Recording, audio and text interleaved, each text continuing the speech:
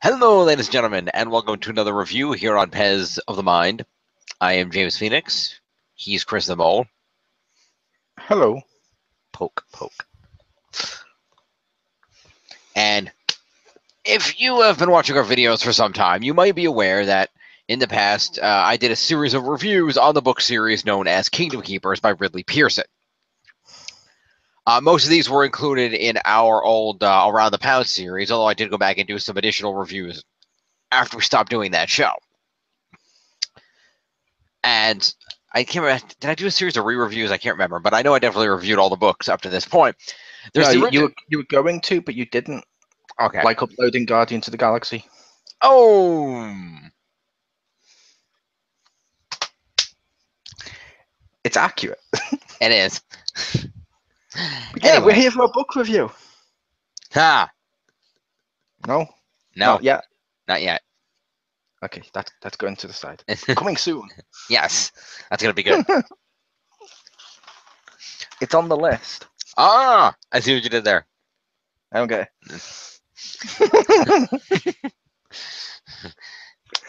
But yes, I did a series of reviews of Kingdom Keepers. The original 7-book series was the first 7 were in the one franchise. The basic premise of the series being that a group of five kids at the start of the series, age 12 to 13, or so, were chosen for a program where they were effectively they did a mocap and voice work for a series of holograms to be put into the Disney parks, for the intent of using them as holographic hosts that could give tours and perform other interactive things within the parks and other Disney experiences and attractions. After doing this, when the first night after the holograms went live, they went to sleep and woke up as their holograms in the park.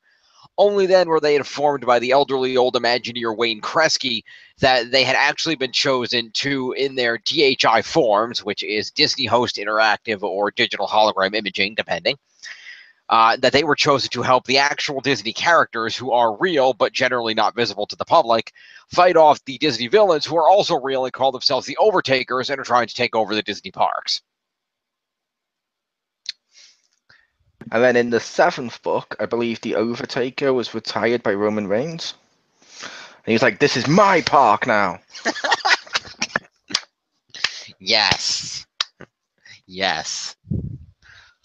Beautiful. Fact. That's great. That was great. Okay. But at any rate, by the end of the 7 books, the Overtakers, who are generally led by Maleficent, although their primary goal was to bring back Chernabog, their actual leader, they were defeated by the Keepers. There was a lot of dramatic stuff happened. At least a couple of people died. Didn't they actually resurrect Chernabog? Yes, they got him resurrected in time for the final battle. Yeah, which sounded so disappointing to me. Like, they finally resurrect him, gone in 3 pages or so, and you're like, wait, what? He's Chernabog. Well, he was up on the Matterhorn. He was wrecking the whole of Disneyland, and then Finn went up and fought him and managed to take him down. I know, it's Chernabog. I thought, like, they would have, like, resurrect him at the end or midway through, like, say, book 6, and then have him going for the whole book because he's a threat. You would think. It's not, but it's like, oh. Yeah, I think it's like if Thanos shows up, like, for the last 5 minutes only of Infinity Wars and then gets his ass kicked. Yeah. It's kind of disappointing.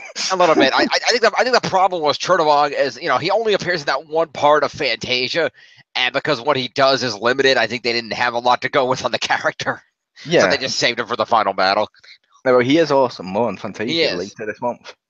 Yes, next weekend, Fantasia and Fantasia 2000. Summer Disney, baby. Which this is also a part of, by the way. Woo! Woo! So, after the original 7-book series, the Kingdom Keepers franchise continued with a 3-part trilogy called The Return, which featured the Kingdom Keepers and their allies continuing their adventures, as it seemed Tia Dalma, the voodoo priestess whom you may know from the Pirates of the Caribbean franchise, had, a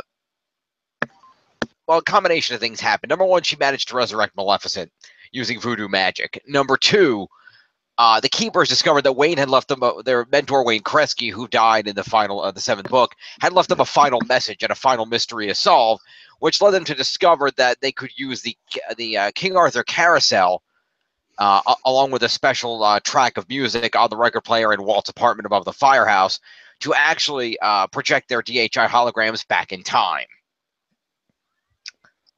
Yeah, you thought this. You should have. Yeah, you thought this was unreal. You thought this was unrealistic before. Question. Okay. Maleficent is resurrected using Pirates of the Caribbean magic. Yes. Is she cursed in a similar way to the ghosts in Black Pearl? Like, if the light hits her, does she become skeleton Maleficent? No, but she's not.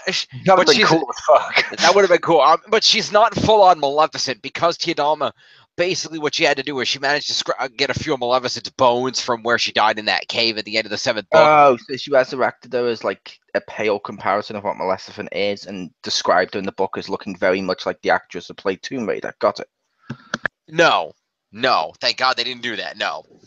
But they resurrected her in such a way that she wasn't fully Maleficent. She was like this creepy zombie Maleficent, who was Maleficent, but basically because she had been resurrected from a few bones and was kind of basically put back together, she didn't, she was Maleficent in mind, but in body, she was all kind of like shambling and things didn't work properly and shit. Ah, cool. So that was kind of interesting. And then when we don't actually see her, we actually didn't see much of her after that initial battle at the end of the first return book, which was called Disneyland. That's plural, lands. And we saw her at the end of that book, but that was the last time we had seen her up until she reappears in this book that we're talking about today, book 3 of the return, Disney at Last. And you might notice on the cover there, that is Lady Tremaine and her cat from Cinderella. Don't let that fool you. She's barely in the book. At least she's featured on a cover for once. She is. Yeah, they went with the main 3 for the covers. The first cover had Maleficent on it, of course. The second had the Evil Queen, and this one has Lady Tremaine. So the 3 villainesses from the most well-known 3 Princess Disney movies. So we're going to pick up the story in this book and wrap out. As of now, this would be the 10th Kingdom Keepers book in total, and is currently the finale. Whether that lasts remains to be seen. But in the Return series, what effectively happened was the Keepers were hologram projected back in time via the King Arthur Carousel. And at the end of the... Oh, that's not for me. Good. Anyway. That's some outside number, yeah. Anyway. So the Keepers were projected back in time. And so but they found when they got there that because they were projected back specifically to 1955, you really should have worn the Back to the Future shirt. Yeah, I'm saving it. Okay, that's fair. So, well, the Keepers got projected back in time, but because it's 1955, there's not a lot of technology back then. So, first of all, when they first arrived, their holograms were only 2-dimensional, so if they turned sideways, they basically disappeared.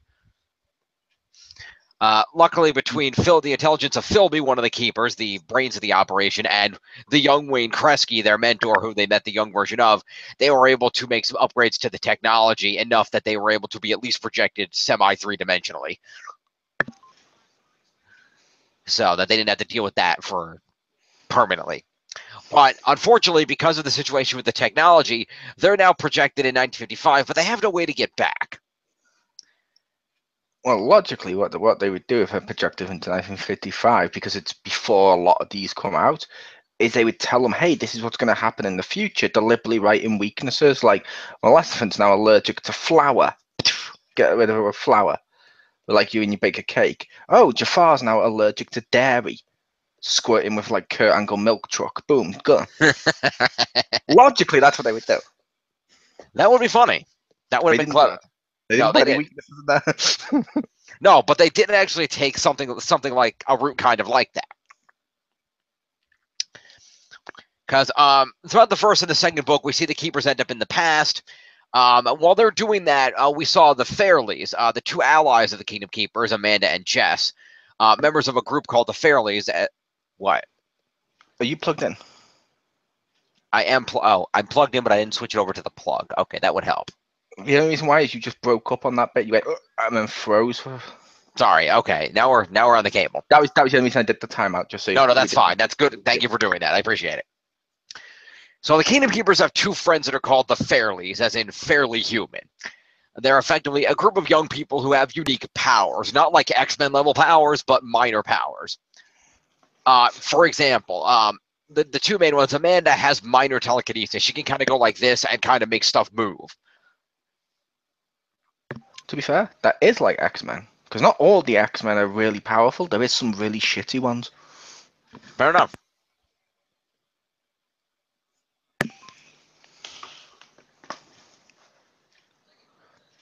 Anyway. Yay. Yay. So, effectively what had happened is Amanda can kind of push things with her mind, and she's been, as throughout the course of the book, seeing how far that power can really go. While Jess has a precognizance. She effectively dreams the future. Put the boss baby down. That's forthcoming. That's next month. I'm foreshadowing.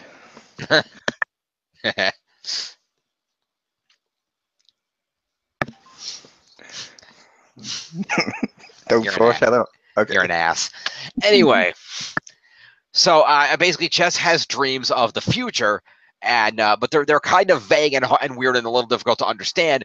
So she keeps a notepad with her, so when she wakes up for one, she can write down what happened and kind of draw it, and then they can interpret it and figure out what it means and how it helps them, which it usually does.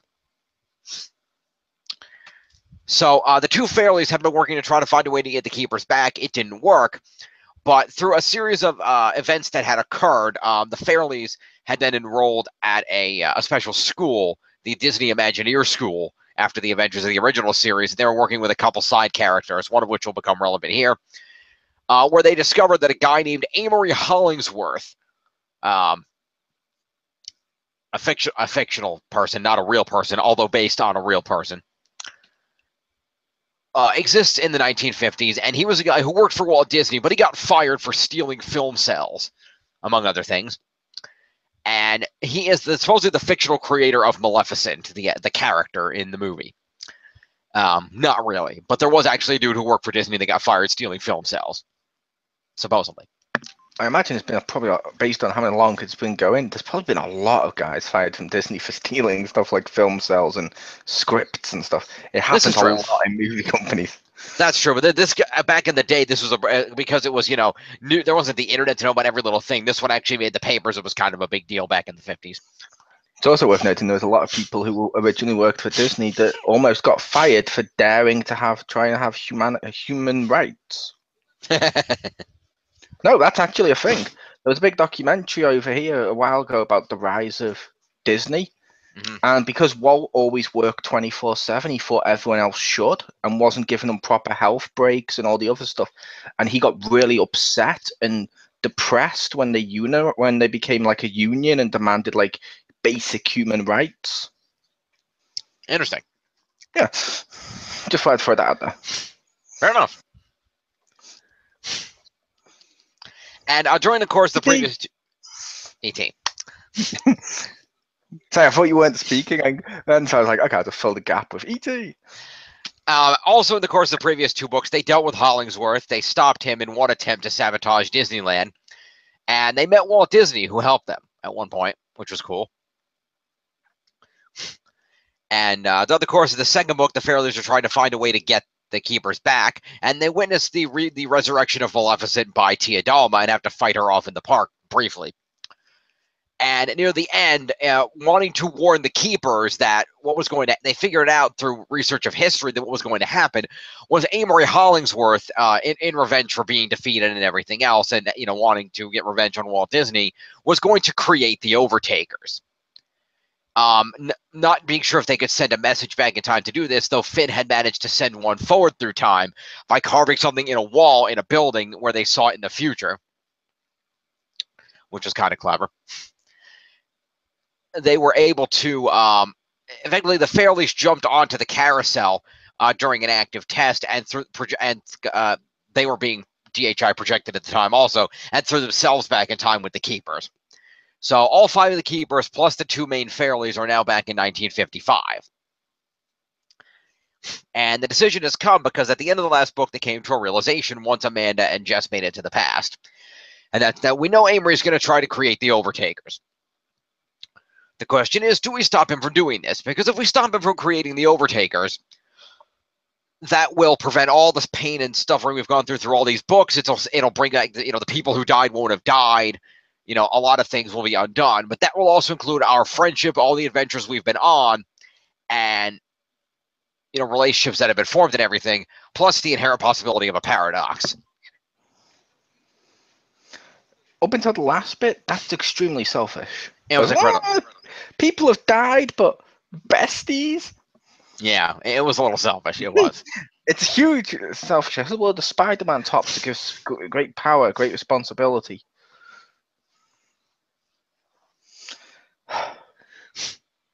Now, fairness, this Spider-Man never said that. We don't know if he believes in that. But the main Spider-Man did, and the T-shirt on mine I've got of Spider-Man is the comic Spider-Man. Ah, okay. Fair enough.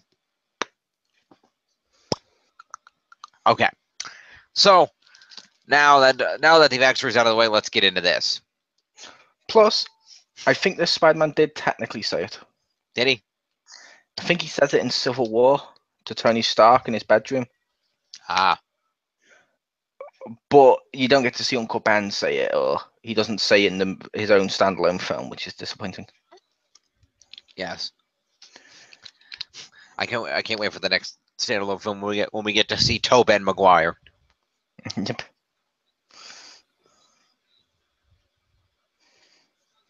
But woo! Keepers.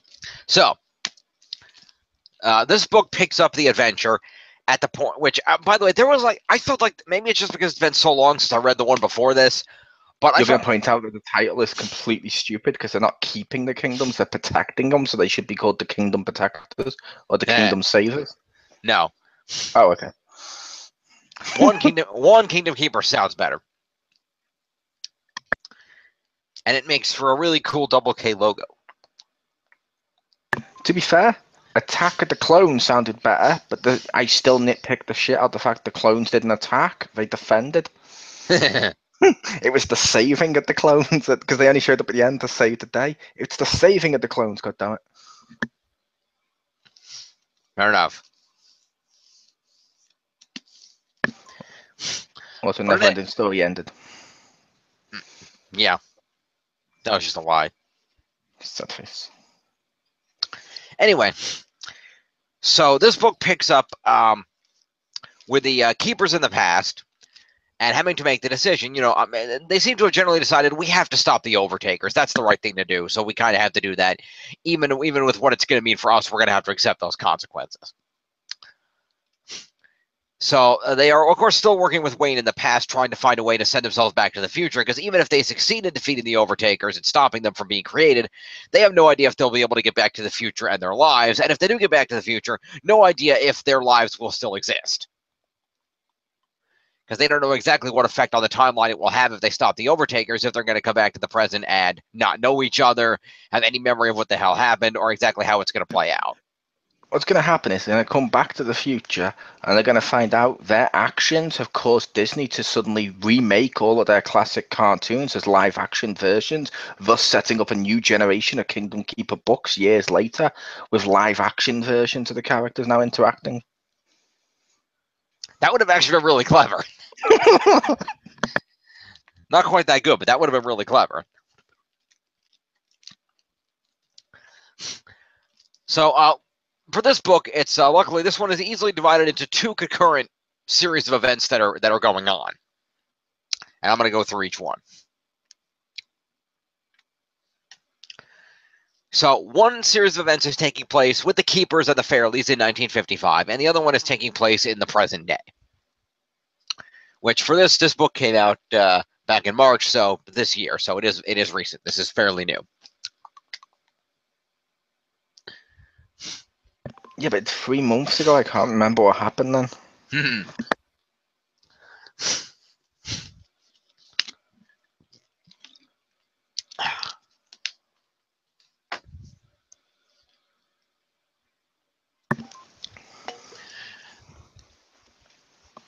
So we now have 2 timelines: past timeline and prime timeline. Ah. Prime will be what it doesn't change until they affect the past. Mm-hmm.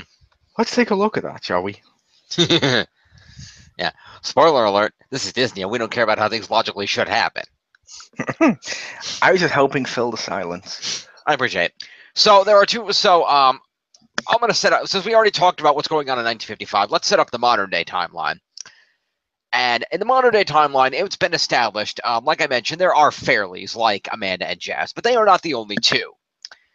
There are a large number of these young people, both boys and girls, and they were raised in a facility known as Barracks 14 near Baltimore, Maryland.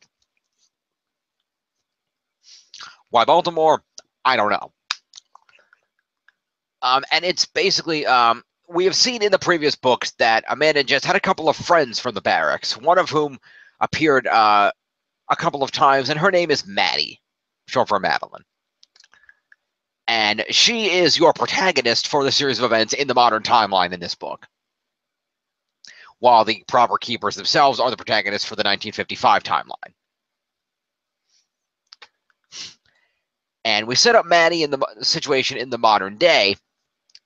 I should be noting, being a Fairley, Maddie's ability is to read people. Effectively, if she can make physical contact with somebody, she can briefly read their minds, basically.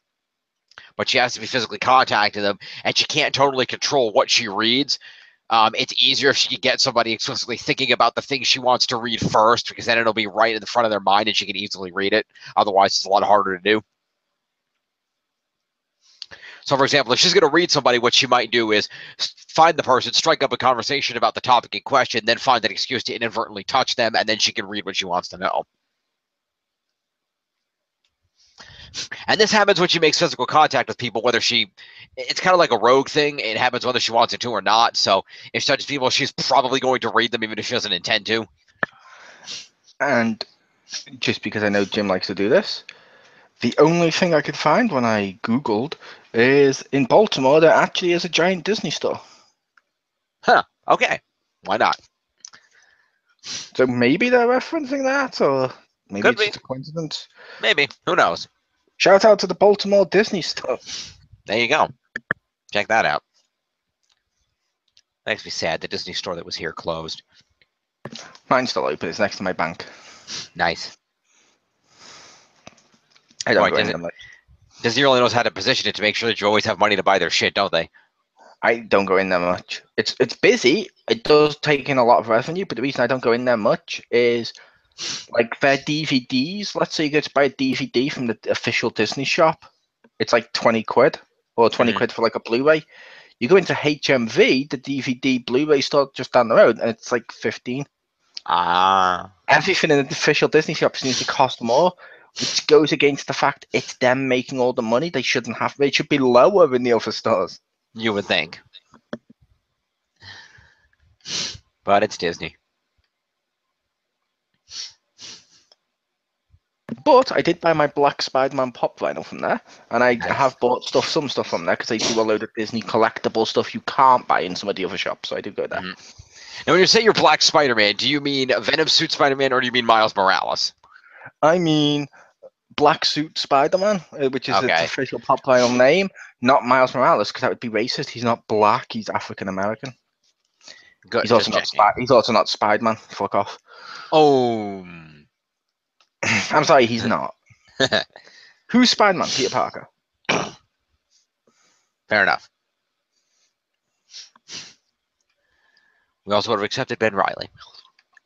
No, he's a clone of Spider-Man. All right.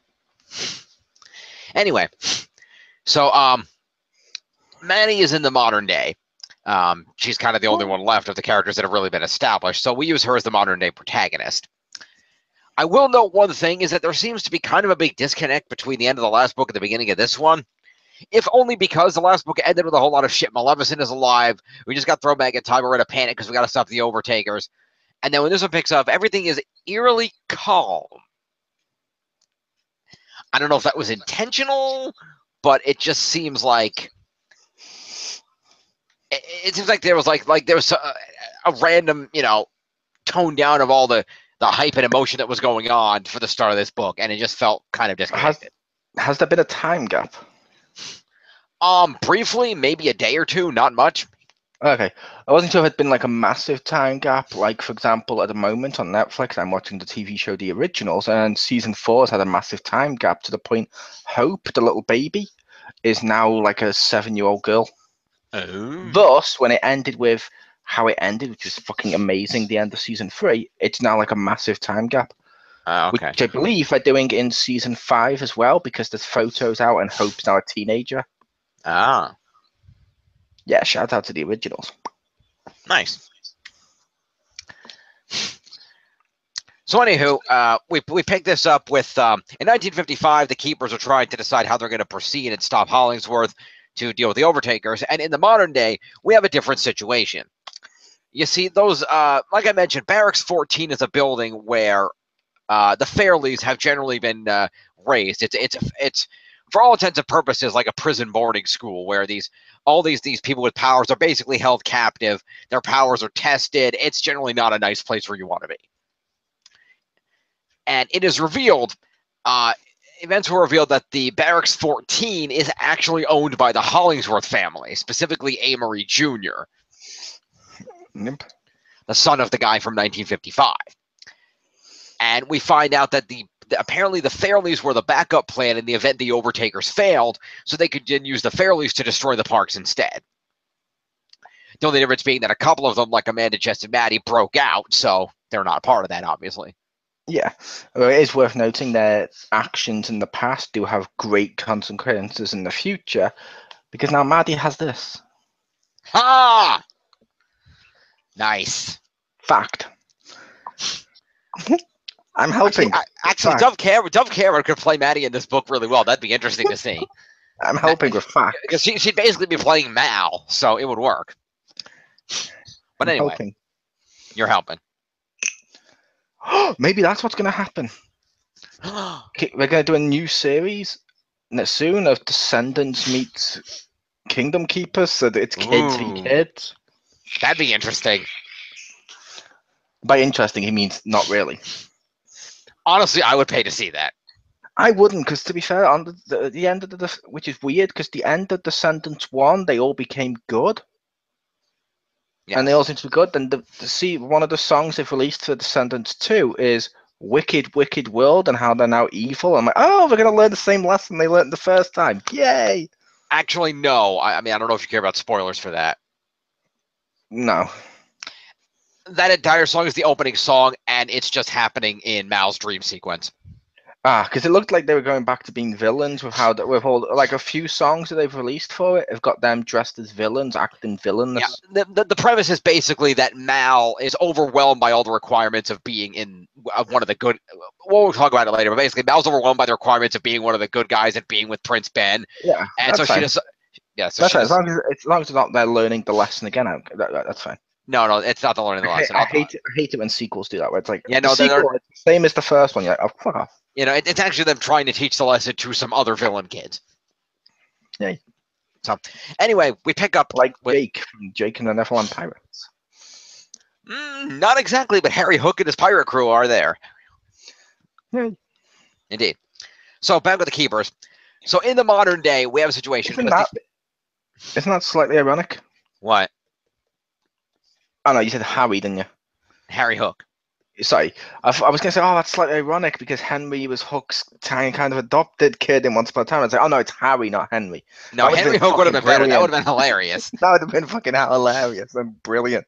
But no, okay. No, Harry Hook, sorry. And Gil, son of Gaston. Anyway, so in the modern day, the Fairleys, the evil Fairleys from the Barracks 14, stage an attack on Disneyland, a minor attack, to basically their plans to try to make attack on over the dwarfs. No, their point is trying to make everybody aware. Hey, you know, we're not done yet. Maybe people think the Overtakers are still around. You know, whatever the effect is, but they basically send some Fairleys into the park and they wreak a little havoc. Specifically, one of them has the ability to transform into animals for a very brief period of time. and she turns into a giant spider and runs around and terrorizes people. And then one who has the ability to basically make somebody do what they want, like with a specific command for a short period of time, makes the captain of the Mark Twain riverboat crash it into another boat. And just basically wreak a little havoc and cause a little chaos. So that one has the same powers as, I believe it might not be a Disney film, but the teenage kid film Zapped. I've heard of that film. I don't know if that's a Disney movie or not. It's basically a film where a girl gets an app on her phone that lets her control her dog. And then she finds out, so you can make a dog be obedient or whatever, but it then works on males. That's a little sexist. It is, but there's been so many sexists on both sides. It was still fun.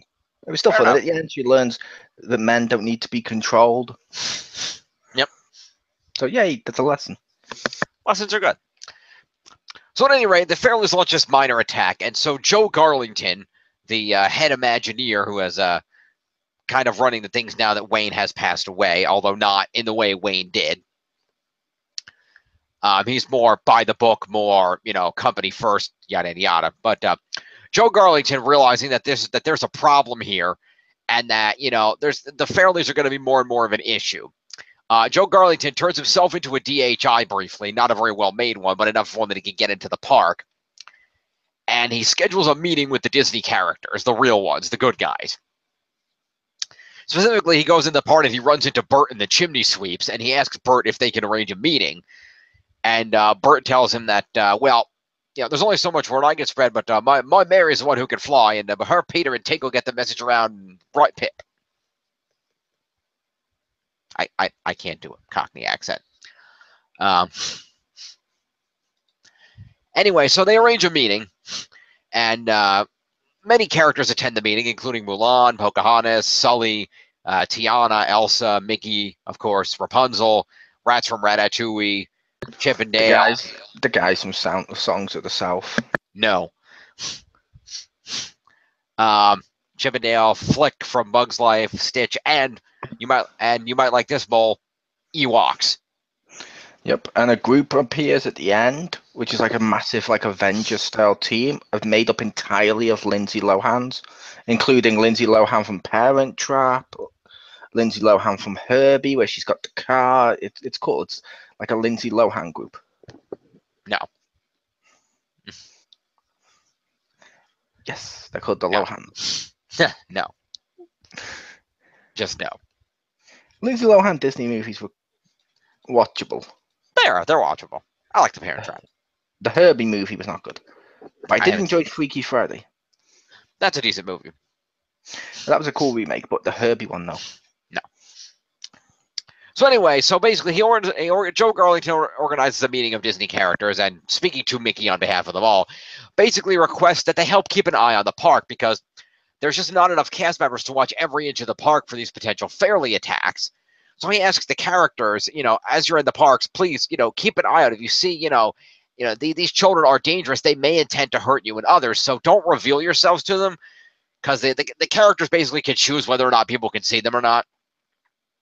And says, don't reveal themselves. But if you see anything going on, if you see anything that might potentially, be a threat to the parks and to what's going on, inform one of the people that I've designated. And he says they're going to be people they're called plaids. They're going to be wearing red and green plaid vests. And he says, tell a plaid if you see anything going on, and kind of help be our eyes and ears in the park. And the characters readily agree. Do they actually have those in the parks? The plaids? I'm not sure. But because the way you described it, based on the message, it sounded like a cool thing to say to kids. Hey, kids, if you see anything suspicious, terrorist-wise or anything like that, don't just tell anyone. Make sure you tell the correct people. That's an interesting. I don't know. I didn't think about it that way. Fair enough, because you literally described their message was basically, if you see something, say something per campaign. Kind of, yeah. It kind of was. That's interesting. What you getting at, Ridley Pearson? Anyway, so the characters agree, and meanwhile, Maddie is chosen by Joe Garlington for a plan that they've come up with to try to deal with the situation. Maddie is generally an unknown factor because while it was kind of well known that Jess and Amanda had broken out and that they were working with the Keepers, Maddie was very on the DL. She showed up to help them on a couple of occasions, but wasn't fully with the group and wasn't really well known. So Joe Garlington comes up with a plan that he's basically going to use Maddie as a spy to infiltrate this group of Fairleys who are attacking the parks and find out what their master plan is and help shut them down from the inside. Specifically because of her ability, she can read whoever's running the organization and basically get the plan from their head via her powers and then report it back. In order to make sure this works, because they get the feeling that once she's with this group, they're not just going to let her walk away, they program her as a DHI so that she can basically go infiltrate the group and find out what's going on and most likely end up being their prisoner, which she does. But whenever she goes to sleep, she wakes up as a DHI on the park and can report anything she's found out to the Disney representatives so that they know what's going on and can continue formulating a plan to stop everything once and for all. Pretty good plan, if I say so myself. Props to the fictional, as far as I know, fictional Joe Garlington. So they organized this whole thing and set this plan into motion. And they effectively set Maddie up working in one of the Disney merchandise stores. This is all in Disneyland, by the way. This is in California, just to set that up. This is at the California park. And so they set Maddie up working in one of the Disney merchandise stores. And over the course of time, she is eventually approached by the Fairley group. She eventually finds some of them and is able to reveal that she is a Fairley. And she basically plays it off as, oh, I broke out of the barracks and was just trying to get away, and I ended up here in California. What are you guys doing here? Did you break out too? What's going on? And basically plays dumb at knowing anything about why they're here or what's going on, which they generally buy. Makes sense. And once she finds out what's going on, she says, it's great to have other people like me around. I'd like to know what you're doing, what's going on. And basically indoctrinates herself into the group, although she does end up effectively a prisoner. Once they effectively there's a fight that goes on in the storage room of the Disney store that she works at, where a character who has some kind of ability to basically go like this, and basically shirts and stuff jump up and start trying to attack her and shit. And so once she manages to fight them off enough and establish that she's a Fairley, they put her in a blindfold and they take her to wherever their headquarters is, and basically say, okay, here's the deal. You're going to work for us now. If you want to be in the group, we don't trust you yet, but we might be willing to if you prove yourself. So you're going to do a couple of tasks for us. They ask her what her power, get the details on her powers, which she does give them. And she finds out the powers of, she recognizes some of the Fairleys in the group from back at the barracks. One of them has an ice power, can kind of freeze things. One of them has, like I said, there's the one with the power to turn into animals. There's a few other ones. And there's the leader guy who goes by the name of Humphrey. And we don't find out right away, but we find out later that his power is basically if he touches another Fairley, he can amplify their power, which is kind of cool.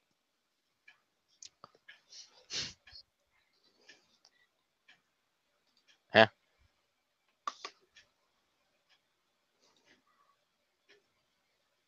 Hello? No, you just muted. What's up? I saw the message, but what? You're muted. Now you're unmuted. Nothing. I typed it to you, so it didn't have to appear in the video. Sorry, I just don't understand what that meant. I just asked, were we near the end? Because I know you wanted to keep the video shorter than last time, and it's already been 45 minutes or so. Yeah, I'm gonna just go through and summarize the rest here. Maddie gets indoctrinated with the group and effectively tries to find out what they're doing, but they set it up so that she is going to basically, they're going to take her into the Disney park so she can still go to her job and not get fired. But every day afterwards, she has to report to a specific location where they're going to blindfold her and take her back to the headquarters where they're going to keep her until they decide if they can trust her or not. And over the course of the events with Maddie, we find out that the hideout is actually in the Tower of Terror in California Adventure, and one of the floors that's not heavily used. Is that accurate? I don't know. Because didn't that close down this year to become Guardians? It did, but because this was published in March, which means he probably wrote it finished it several months before, so it's probably still Tower of Terror at the time. True, but I thought because he'd have the information from the parks, he'd have the information that they were going to do this in a few months' time. I would be like, oh, maybe I should use a different location. You would think, but maybe he got too far in the book before they told him. I don't know. Fair enough. At any rate, so they find that's where they're hiding, and they begin work, and Maddie ends up trapped in this situation. Meanwhile, Joe Garlington is working with a guy named Zeke Hollingsworth, who is actually Amory Jr.'s brother, but who totally doesn't believe in that whole, the vendetta of their father was screwed by Disney. He's like, he actually works for Disney. He's one of the Dapper Dans you might see, the barbershop quartet guys you see walking around in the main square. And he loves Disney. He always has. And he basically thinks his family is fucking crazy. And if he can, we'll be more than happy to help shut them down. And so he begins working with Garlington, and they formulate a plan because Maddie's now trapped with the other Fairleys and has gotten them information on the Fairleys' plan, which is basically they're going to have a massive attack on the park, which is going to involve taking over a lot of the fireworks displays and firing them into the park to create chaos and all kinds of other shit they're going to do. That's a massive attack on Disneyland to shut it down, is their ultimate plan. And they're going to position Fairleys in places to do this, and they're going to signal them with the whistle from the Disney train. And the whistle will tell them when to engage the plan.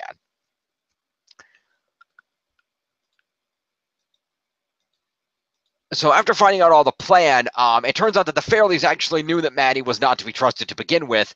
And when they attempt to use Zeke Hollingsworth to break Maddie out of the Tower of Terror to get her free, because this has gone on too long, Zeke Hollingsworth actually gets captured too. So they form up some teams of Disney characters to help break them out. Specifically, they also bring in a guy known as Nick, who was a friend of the Fairleys from the previous book, who is like an encyclopedia of Disney history. And so they're going to use him to blend in as a Fairley to try to get her out. And they also send in a lot of characters to break in and infiltrate the building. They send in Mulan. Basically, Nick goes with Mulan and Kristoff, while they bring in Dillard, the DHI that was created by Wayne of the friend of Finn who passed away in the previous books, who goes in with Dash from The Incredibles and Flynn from Tangled. And they go in to try to break Maddie out, but the whole thing backfires, and Maddie ends up telling them, no, leave me here, get Zeke out, that's more important. Which ends up being what's happening. Other characters that are seen helping out are Aladdin and Jasmine are there, Cinderella, Bob Incredible is seen briefly, Nani and Stitch, the Blue Fairy, some of the others are around. But the plan fails, and eventually the attack does go through. And they launch the big attack on Disneyland, and Maddie ends up having to be the one to, overcome all of her fears and her uncertainty about, not being a true keeper to try to save the day and save the park from the massive attack. Not only are the Fairleys attacking the park everywhere and wreaking chaos, and the characters that they use Mickey to help guide the guests out to try to save people, but they find out that Tia Dome and Maleficent are on top of the Matterhorn directing the whole damn thing, because of course they are. And so Maddie ends up having to work to shut that whole thing down. And between her and Nick, as they finally climb up, they manage to find a loose electrical wire, and they're able to use it to. And Maleficent, I'm going to cut back for a quick second here. Meanwhile, in the past, in the 1955 thing, because the two intersect, in 1955, the Keepers are working with Wayne to try to find out what Hollingsworth is going to try to do and how the Overtakers were created. We find Hollingsworth goes into the bayou of Louisiana and finds some dude that just called the Traveler, although he's described as resembling Jack Skellington, but not a skeleton. So basically just really tall and really skinny and creepy. And he uses he's the voodoo guy who helped Hollingsworth originally create the Overtakers. And we find out that they did this using a series, they basically stole some mannequins from a mannequin factory. They got a projector and used the stolen film cells to project the character onto the mannequin, effectively giving it form, because Disney had actually built this to work in the park so the mannequins could look like the real characters based on the technology of the time. And then we used a voodoo incantation spell to actually make the character real. That was how the Overtakers were made. We actually see them do this to the witch Hazel character, but the Keepers actually discover them and interrupt the whole process. they discover what's going on by following Hollingsworth and the other guy and seeing them stealing actually body parts from corpses at a cemetery, a morgue, and a funeral home, and using the body parts of the voodoo magic to actually create the Overtakers. And so they end up in this big fight in the building in this an abandoned theater that they used that they're conducting. Actually, you know where they actually end up is in the main ballroom of the building, the burned out hotel that inspired the Tower of Terror. The actual building that the Tower of Terror ride was based upon, that's actually in California. That in this version of continuity, that building is actually the dormitory and building of the Imagineer School, appropriately, which is where Finn carved that message that they saw in the future. But the Kingdom Keepers, after nearly getting caught several times after breaking into these buildings to find out what's going on and managing to get the name of Hollingsworth's company to find out where he was actually engaging this whole plan, is they end up in a big fight against Hollingsworth, the Traveler, as they call him, the creepy voodoo guy, and some people that are working for Hollingsworth who are disguised, who have been infiltrating the Disney park as disguised as cast members, effectively 1955 Fairleys or some equivalent who don't actually have powers. And they end up in this big fight where there's furniture flying around, and Witch Hazel, because despite only being half created, the Overtaker are able to use their powers still. And a fight goes off, and the Traveler tries to bust Maleficent out to try to fight them. We see Lady Tremaine get created earlier. But over the course of the fight, only Finn and Amanda are there at first, the others showing up in pairs, having been at the other locations to stake them out, but eventually finding their way there. And the fight kind of goes haywire, and basically, seeing what's going on, Finn, knowing he needs to stop Amory Hollingsworth, actually attacks him, and the two of them both end up getting crushed between two tables. And Finn is actually killed in the process because in 1955 at night, their holograms become their actual selves somehow. That's not really explained, but that happens somehow. Even though their actual bodies are still asleep in the modern day. In an old Disney infirmary that Garlington used that nobody really knows about. Anyway. That is odd. It is odd.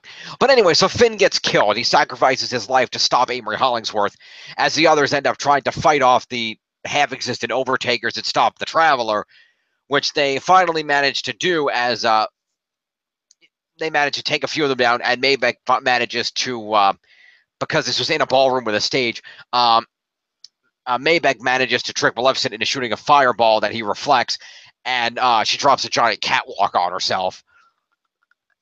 And it destroys the half-formed Maleficent mannequin, so that she's never created, and neither is the Witch Hazel, who gets crushed too. And with the Traveler, I can't remember if he gets killed or if he gets away. I think he gets killed, and Hollingsworth is dead. So they effectively manage to stop the Overtakers from being created. They succeed in their plan. Because the Maleficent in the past was barely existent, by the time Maddie and Nick get to the top of the Matterhorn in the modern day, Maleficent is this weird amorphous thing of half-existence. And in order to defeat her, they managed to, because the last time they managed to defeat Chernobog on the Matterhorn, they managed to strike him with a bolt of lightning.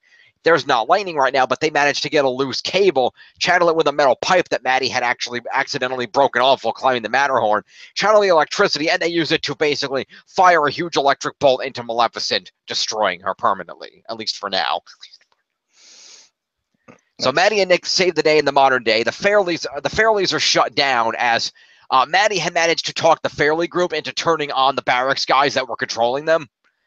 By making the point that, hey, if after they use you, do you really think you're going to get any credit, number one? And do you really think they're not going to just basically use you as scapegoats to take the fall for the whole thing while they get away and you're all going to go to jail?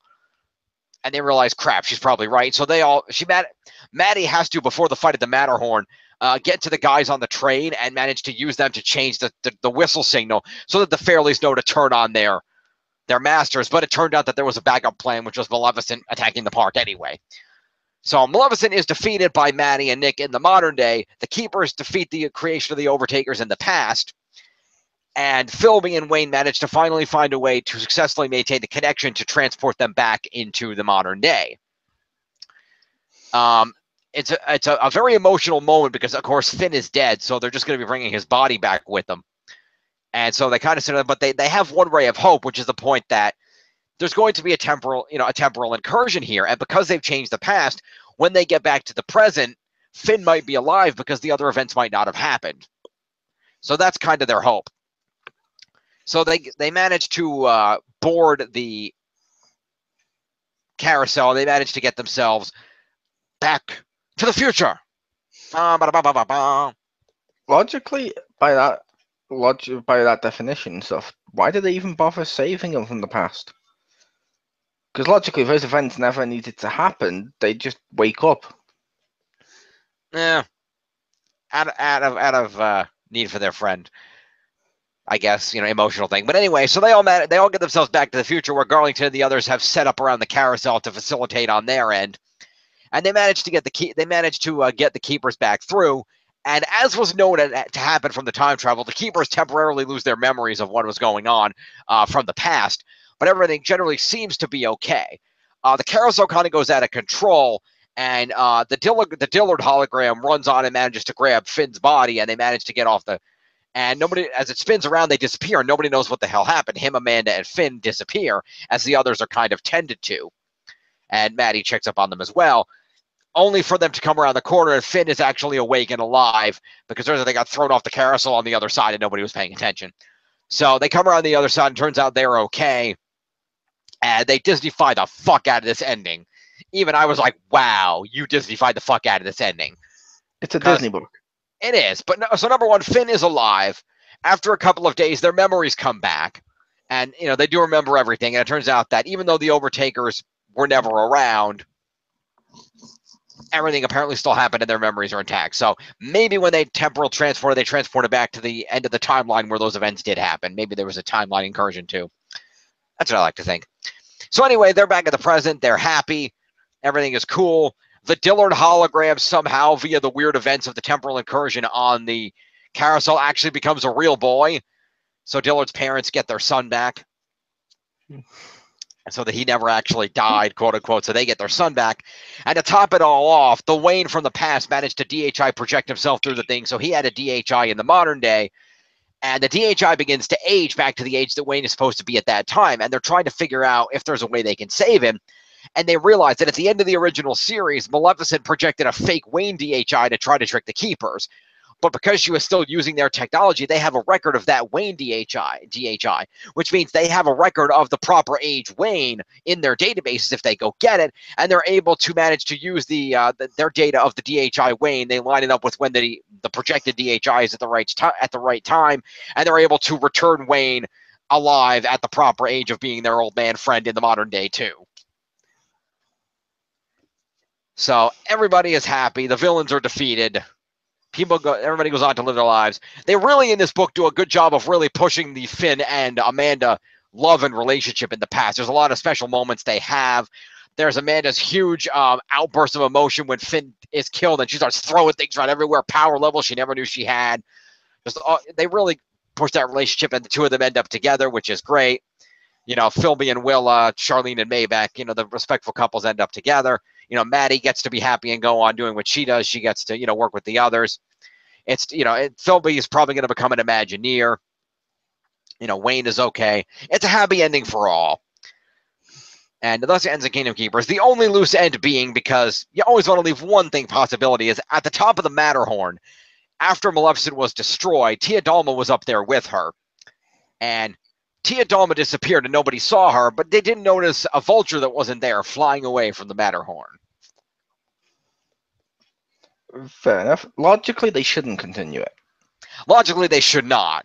But he left himself that... The only reason I say that is based on what you said the last series. When the last series ended it didn't really feel like a final. But when you're saying it this way, it sounds like they wrapped it up enough. They wrapped it up very good. So I'm hoping they don't, because they were even if it's really Disney-fied and defies logic. If they do, it should be a new generation of Kingdom Keepers with the new parks. That would, I'd hate it throwing like Star Wars Land and shit. Yeah, I get the distinct feeling of what might happen here, because Finn went out of his way to emphasize that, oh, Philby, I bet you're going to be an Imagineer in the future. I get a feeling what might happen is Philby might become an Imagineer, and he might end up being the mentor for a new team of keepers down the line. Yeah, in like 5 to 10 years or so, when they decide to bring it back. Yeah, when they have enough new villains to bring in and everything, and it makes more sense. And but I like how they left open that, oh, Teodalma probably was the Vulture and got away, so they have a way to resurrect Overtakers if they want to continue the villainy. And it was established that Teodalma was a descendant of that original Traveler guy from the 1950s who made the original Overtakers. So it makes sense that they have similar abilities in voodoo magic. Yeah.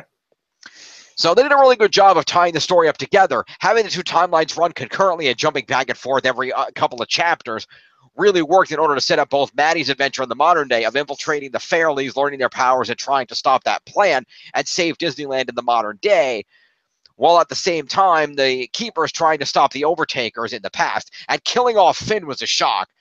You kind of knew he was going to come back, but the fact that they even killed him off in the first place was kind of a big deal, and the fact they went there was pretty cool. Yep. And they did a great Disney-fied ending. Like, I was okay with Finn coming back to life. I'm like, all right, fair enough. Resurrecting Wayne was a little much, guys. That was, Mr. Pearson, that was a little, wow, we're really Disney-fying this, but it was still cool. To be fair, there is worse cases of, oh, they're just going to resurrect them later. Yeah, that's true. Haha, yeah. I'm sorry, all the trailers and everything about this showed them working as a team. Then they suddenly kill off Blue, and your cover's different to mine. Yes. But yeah, they suddenly kill off Blue, and it's a case of, well, we know he's going to be back. We've literally seen trailers and footage of him on his Zord and stuff, and we've not seen any of this yet. What the fuck? Yep. At least keep that stuff secret if you're going to plan to do the, oh my god, he's dead. Oh, wait, he comes back. Oh, he comes back.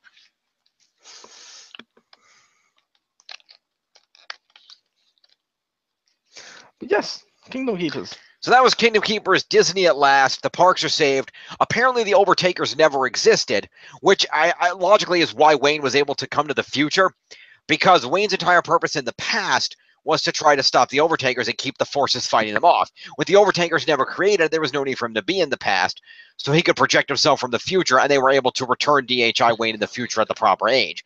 Whether that simultaneously left young Wayne intact in the past, I don't know, but hard to say. Yep. But either, the only downside of that being that Wayne did have a daughter, so I'm really hoping that they didn't just wipe his daughter out of existence. They wouldn't have if they used, like you said, the whatever the hell it was called to bring him back, not bringing him just straight out of the past. True, yeah. If they were just using the So DHI, if they left him behind, he would still have the life he had and have the daughter he had. yeah, if it was a duplicate DHI signal, that would have made sense. If he had sent another signal, that would have made sense. Like a recording of himself, that would have worked. But anyway, this was a really enjoyable book, even though a lot of things really didn't make sense. It felt like they were really pushing the limits of suspension of disbelief, even in this world of Keepers.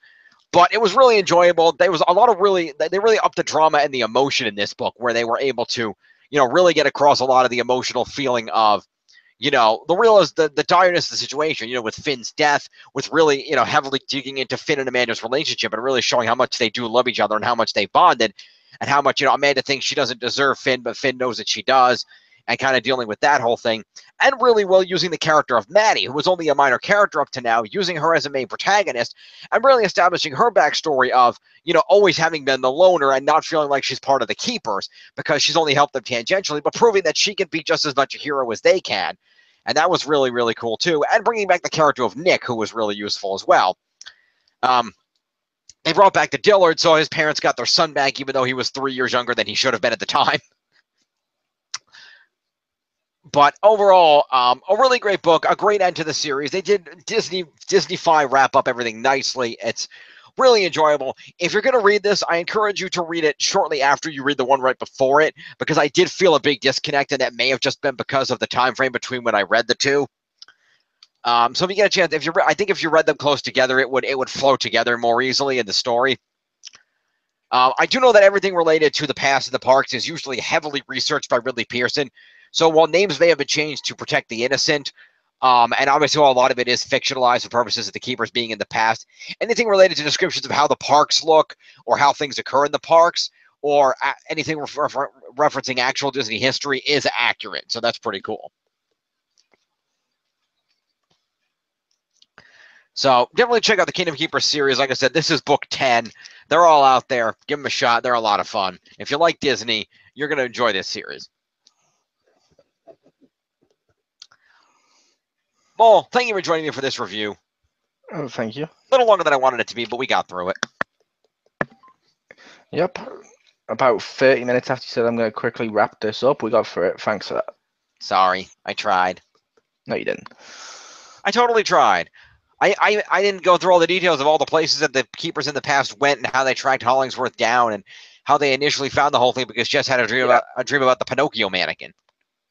But yeah. I left a lot of things out to summarize. Anyway, this has been a review of Kingdom Keepers: The Return, Book 3, Disney at Last, here on the Summer of Disney. Stay tuned for more great Summer Disney next weekend when we take a look on Saturday at Fantasia and on Sunday at Fantasia 2000. We'll see you next time. Peace.